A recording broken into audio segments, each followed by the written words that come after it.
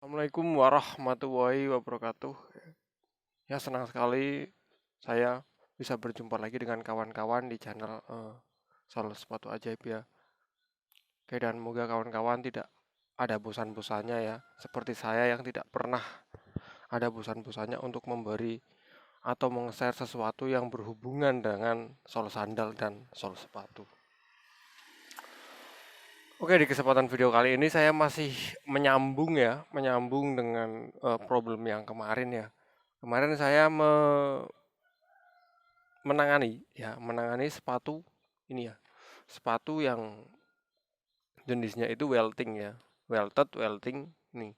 Ada weltingnya ya di sebelah atas outsole, sebelah pinggir bagian atas outsole ini ada weltingnya. Ya, dan kemarin sudah saya lem ya. Ini kemarin sudah saya lem dan langkah selanjutnya adalah kita harus menjahit ya, harus dijahit dan menjahitnya juga karena ini welting ya. Karena ini welting menjahitnya beda ya. Ini welting dan kemarin sudah saya bahas uppernya itu keluar ya. Uppernya keluar bukan masuk ke dalam ya. Biasanya upper ini masuk ke dalam ya. Tapi ini yang masuk ke dalam adalah cuman liningnya ya. Lining itu upper di bagian dalam ya. Cuman liningnya yang masuk di bagian dalam, tapi upper luar yang kuat ya, upper yang kulit ini dia itu malah keluar ya. Jadi makanya untuk menjahitnya itu tidak sama seperti kita menjahit sepatu-sepatu safety pada umumnya ya. Karena uppernya keluar. Kalau kita jahit dari keluar terus masuk ke dalam itu nanti yang kena hanyalah di bagian lining ya, tidak di bagian upper luar ini ya. Oke, gimana cara mengerjakannya? Mari kita simak di meja pengerjaan. Pasti setelah menyimak kawan-kawan langsung akan paham dan bisa menyelesaikan pekerjaan seperti ini sendiri.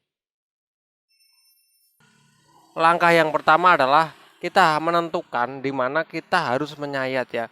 Apakah ini bisa disayat pakai alat penyayat? Ya, tetap bisa ya. Apakah ini layak dijahit dari samping ya untuk bagian belakang? Itu jawabannya tergantung uppernya ini ya, tergantung outsole-nya ini. Kalau outsole yang model sudah retak-retak seperti ini tidak layak dijahit dari samping karena nanti outsole-nya malah akan sobek atau bisa retaknya semakin parah dan akan terbelah menjadi dua. Makanya untuk model sepatu yang sudah kondisinya seperti ini, saya lebih memilih memulai dari atau menyayat dari bagian bawah. Apakah bisa ya kalau dari bagian bawah? Karena ini terlalu panjang ya, terlalu panjang. Mari kita coba saja ya, apakah bisa kalau dari bawah? Tapi ini jawabannya adalah bisa ya. Sekuat apapun kalau ini bahannya dari karet atau dari TPR atau dari bahan plastik pasti kuat ya. Nih, ya kuat nyampe menembus ke atas ya. Bang itu kenapa kok keluar ya nggak ke dalam? Ya saya yang bilang tadi ya, kalau kita menjahit ke dalam seperti ini ya, kita jarumnya masukin ke dalam, yang kena hanyalah di bagian lining ya, di bagian lining. Kalau kita mau kena di bagian upper ya, kita harus menjahitnya keluar seperti ini. Emang agak susah sih ya, agak berat dan agak susah lah pokoknya. Tapi itu yang emang harus kita lakukan ya, agar sepatu ini kualitas kekuatannya bisa tambah baik ya. Oke, untuk mengasih jalan benang, saya lebih memilih pakai cutter ya, karena ini ada motif gelombang-gelombangnya. Kalau kita pakai alat penyayat, wah tidak akan bisa ya. Malah alat penyayat nanti kita akan renggang atau bahkan akan patah ini ya. Seperti ini, ada bergelombang-gelombang seperti ini ya. Makanya di sini saya lebih memilih pakai alat ini, cutter ya. Bismillahirrahmanirrahim. Caranya simpel ya. Di cutter aja sudah seperti ini.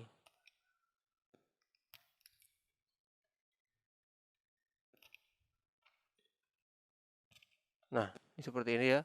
Dilubangi seperti ini.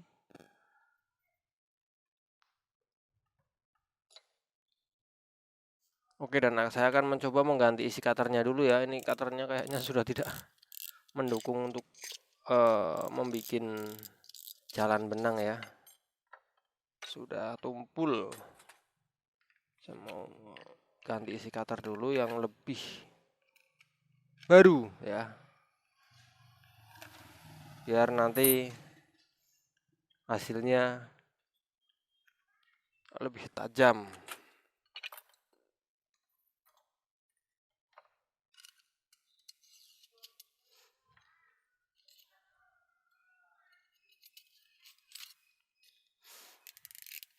Nah ini kalau setelah diganti ini pasti akan lebih tajam nih.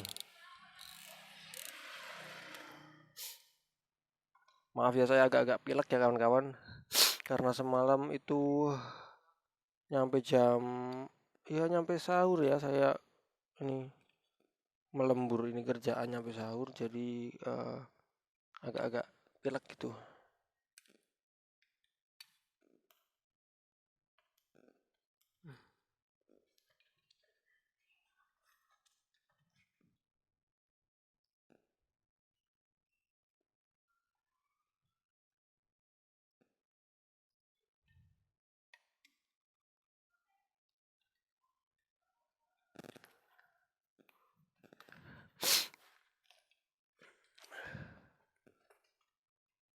Jadi bisa kawan-kawan lihat ya.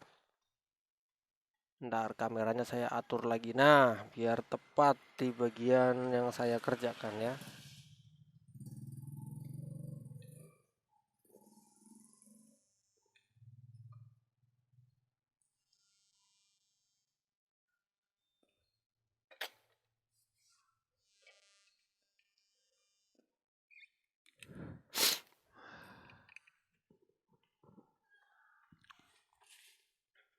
Ya, seperti ini nih.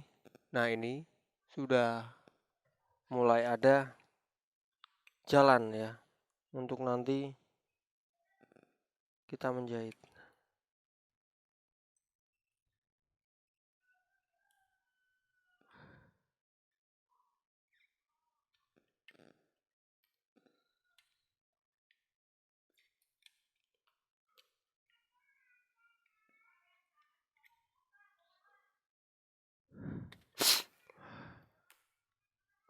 Ya, ini yang gelombang-gelombang ini cukup, tidak perlu sampai dalam-dalam banget ya, yang penting ini terkena.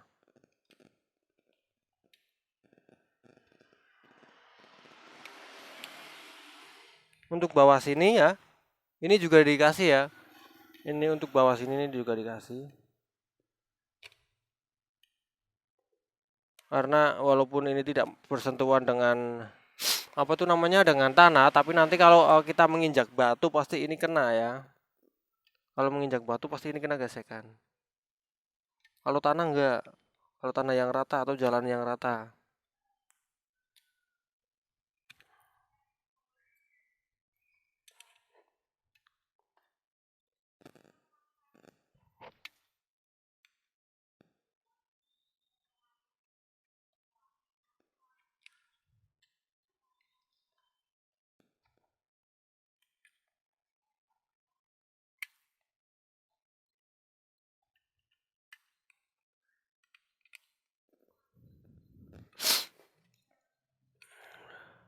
Pokoknya intinya seperti ini ya caranya. Kawan-kawan pasti sudah paham ya, apalagi yang sudah mengikuti video saya dari awal ya, pasti teknik-tekniknya sudah pada mahir ya. Yang berani mencoba ya, walaupun sepatu sendiri dibuat praktek, dirusak, tapi berani mencoba itu baik. Bukan berani mencoba saja ya, berani menonton itu juga baik ya. Menonton sesuatu yang kita tidak tidak minat, itu kita kalau memberanikan menonton itu juga baik ya, buat wawasan, buat pengetahuan ya.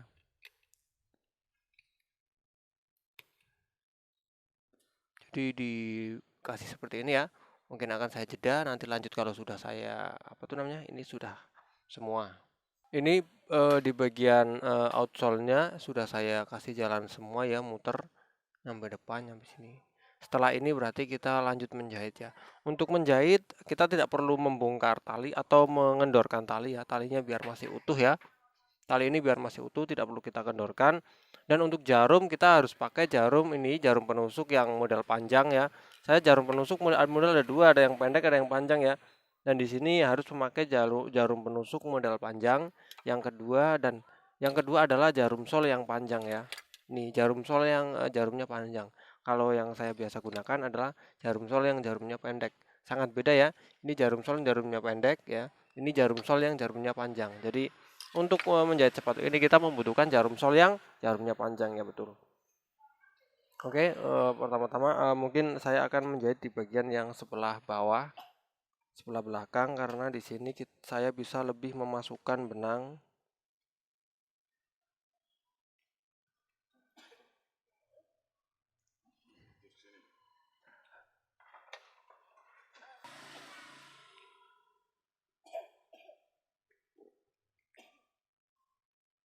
Dan ketika kita menjahit ya, jarum ini usahakan di bagian dalam welting ya, jangan di bagian luar. Tapi kalau di bagian dalam itu kita tidak memungkinkan atau susah, ya bisa di bagian luar, welting ini. Tapi usahakan kena di bagian dalam welting ya, jangan di bagian luar. Karena di bagian dalam ini nanti jahitan kita akan tidak terlihat ya. Di sini saya memakai benang rami atau benang gujir yang warna kuning. Ya.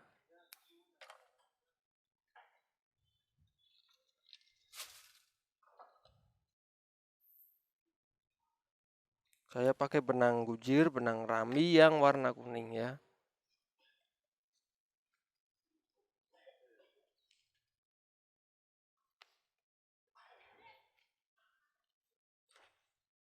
Ya, dan saya harus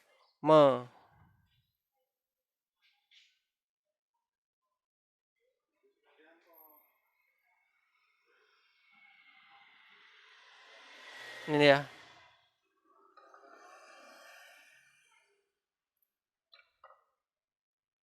Nah, ini sudah saya sambung. Karena kalau tidak sambung nanti tidak akan sampai ya. Ini salah jarum.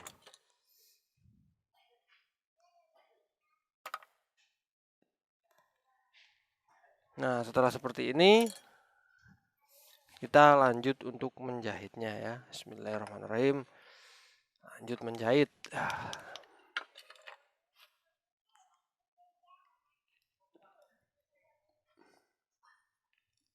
Untuk jarak jangan terlalu dekat ya. Ini ya.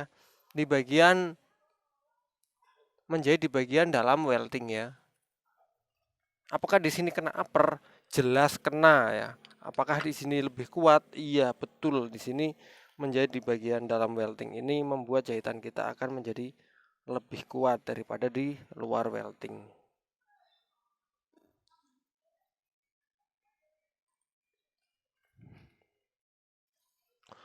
Dan ada tips juga dari saya ya, tips yang selama ini belum saya share ya, belum saya share ke kawan-kawan ya.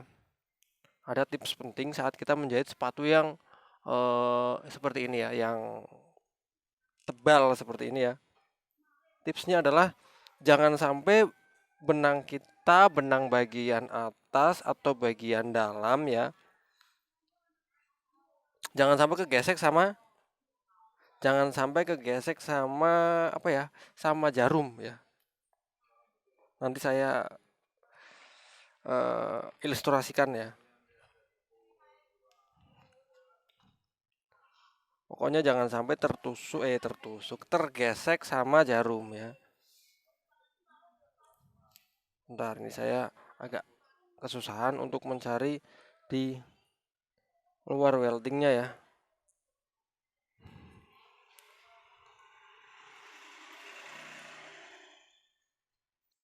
Ilustrasinya adalah seperti ini. Jangan sampai ini benang kegesek seperti ini ya. Ini namanya kegesek ya kalau seperti ini.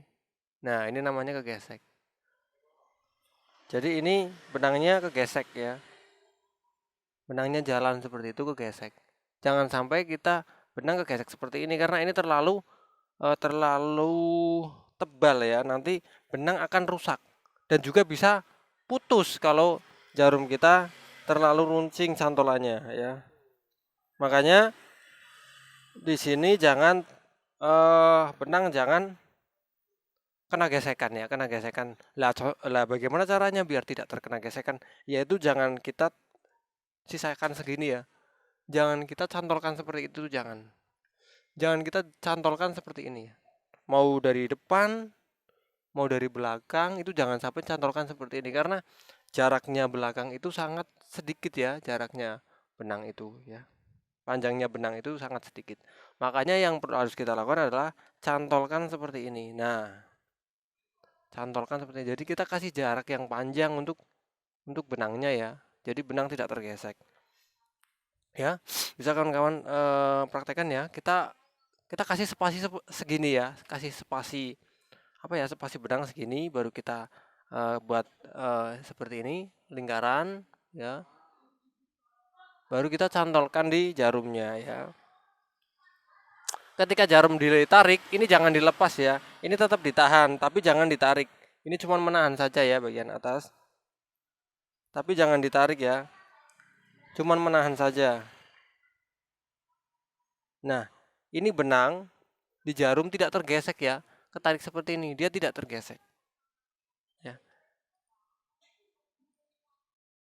Nah, seperti ini. Emang hasilnya akan panjang seperti ini. Dan untuk biar posisinya bagus, jarum kita masukkan ke dalam benang, kita tarik seperti ini ya.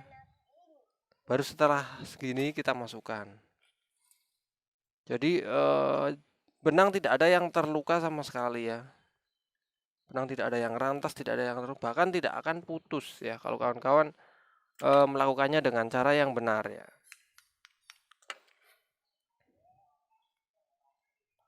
Oke, nanti akan saya lanjut di bagian yang bergelombang-gelombang ini ya. Saya cukup sampai sini ya untuk bagian sini. Saya lanjut di bagian nanti yang bergelombang-gelombang. Oke ya, ini sudah sampai depan. Kalau untuk yang depan ini, yang penting adalah kita jangan pernah membuat jembatan jahitan ya. Apakah itu jembatan jahitan? Jembatan jahitan adalah seperti ini. Ketika kita menjahit dari sini, terus kita lanjut ke sini. Nah, seperti ini. Supaya kita lanjut di sini. Nah, ini namanya jembatan ya, yang tengah-tengah ini jembatan. Jadi kalau dari sini tuh, nah itu terlihat ya. Itu jembatan jahitan seperti itu. Jangan sampai kita membuat jembatan-jembatan jahitan seperti itu. Karena apa? Karena itu sangat tidak kuat dan nanti jahitan akan cepat putus ya.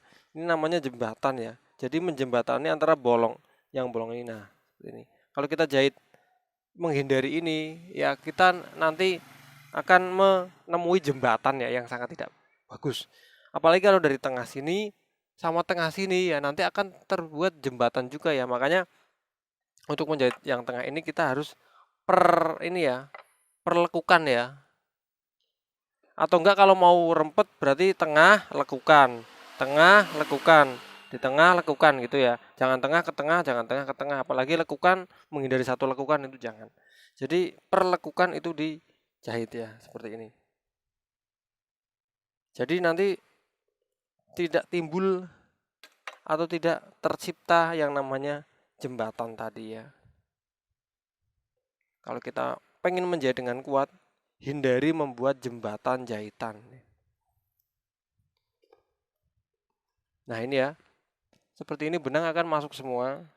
Nah, ini benang akan masuk dan oke saya lanjut ke yang depannya biar tidak terlihat ada seperti jembatan ya. Ini bukan untuk sepatu ini saja ya, untuk semua sepatu yang ada gelombang-gelombangnya seperti ini harus memakai teknik seperti ini. Jangan ada jembatan jahitan.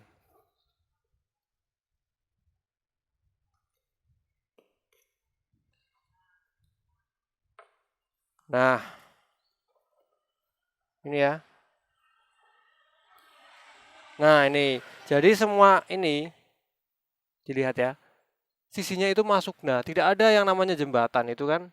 Tidak ada dia, tidak ada jembatan ya. Semua sisi masuk. Sama seperti ini ya yang belakang juga. Ini walaupun seperti ini ya. Jadi tidak ada jembatan ya. Jadi semua benangnya itu masuk ke dalam seperti ini nih ya contohnya. Ini semua benangnya masuk, semua benangnya masuk, semua benang. Jadi tidak ada jembatan jahitan ya. Jadi jahitannya tetap aman ya. Oke, lanjut. Jadi dengan teknik-teknik seperti tadi, kawan-kawan pasti akan hasil jahitannya rapi, kuat, dan tahan lama ya. Tidak akan cepat putus dan tidak akan tergesek-gesek ya oleh jalan atau medan apapun ya, karena ini semua masuk ke dalam. Saya juga sudah membuat parit atau jalan benang seperti ini ya. Jadi benangnya itu masuk ke dalam.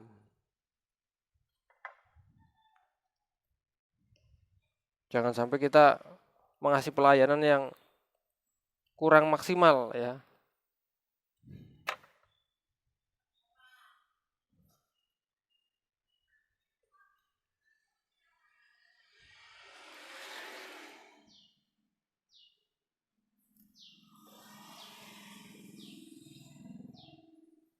Nah, ini ya, tidak terkesan walaupun sudah sampai sini tidak terkesan ada jembatan ya, nggak ada sama sekali walaupun ini sudah dijahit ya, ini terlihat tapi nggak ada jembatan.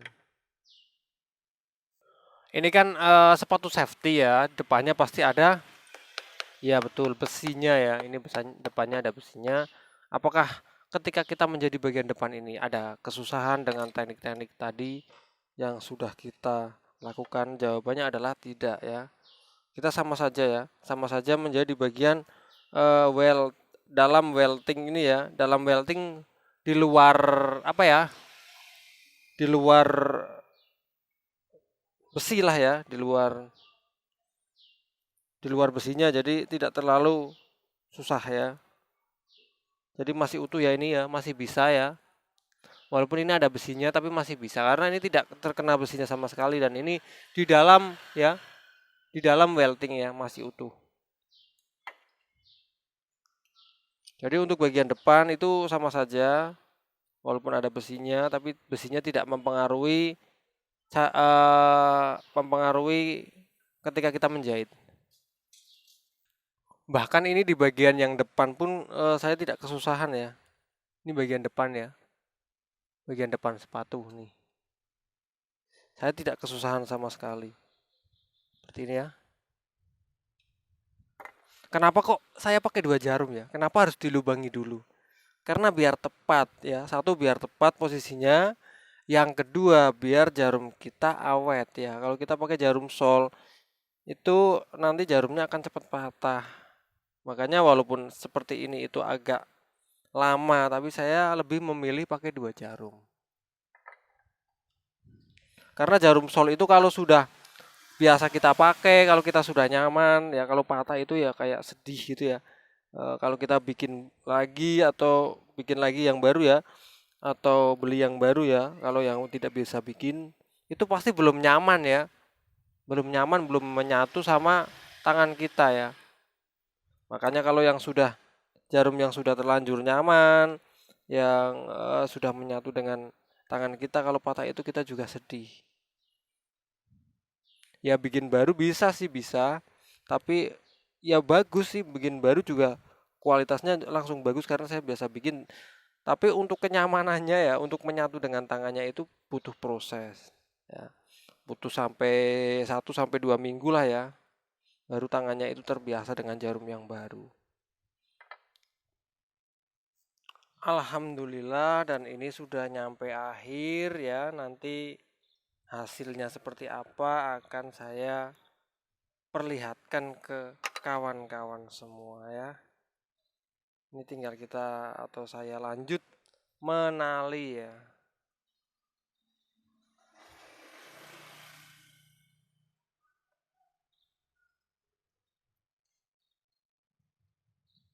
Nah, sudah saya tali, potong sisanya, masukkan ke dalam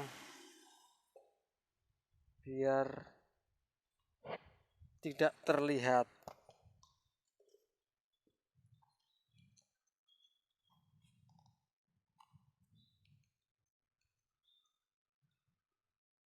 Nah, hasilnya adalah seperti ini ya. Akan saya perlihatkan, saya tadi menjahit dari bagian sini ya. Dari bagian sini, ini ya, terlihat benangnya ya. dan tidak ada jembatan ya. Sama sekali tidak ada jembatan benang ya. Tidak ada jembatan benang ya. Benangnya semuanya masuk ke dalam outsole ya. Dan untuk bagian luarnya itu tidak kelihatan dijahit ya. Masih rapi ya.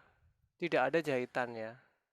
Masih rapi karena jahitannya itu sebenarnya dia ada di dalam sini ya. Nah, itu. Dia bersembunyi di dalam sini.